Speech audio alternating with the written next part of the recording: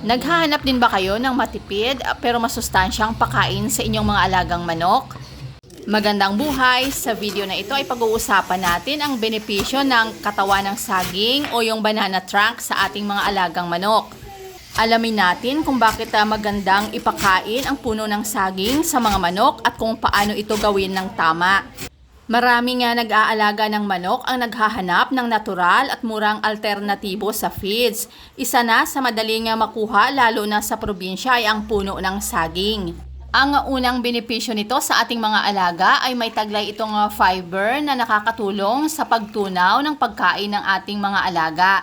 Pangalawa ay nakakatulong ito na makaiwas sa dehydration dahil mataas ang tubig na laman ng puno ng saging. Malaking tulong ito lalo na kapag mainit ang panahon.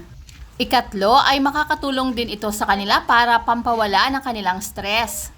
Mahilig tukain ng manok ang malambot na puno ng saging kaya nakakatulong ito para hindi sila mainip o ma-stress. Ikaapat ay may likas itong taglay ng mga minerals. Kabilang dito ang potassium na nakakatulong para maging malusog ang ating mga alaga. Panglima, kapag ibinibigay natin ito sa ating mga alaga ay nakakales tayo ng gastos.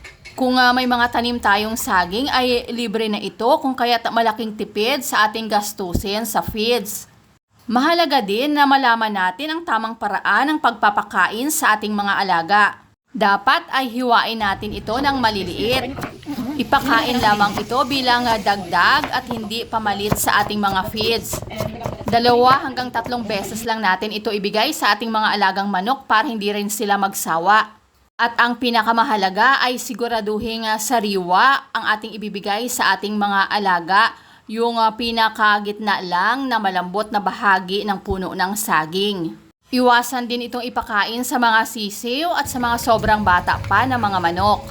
Kung may natutunan po kayo sa video na ito ay huwag kalimutang i-like, i-subscribe at pakipindot na rin ang bell notification para updated kayo sa aking mga susunod pang mga videos.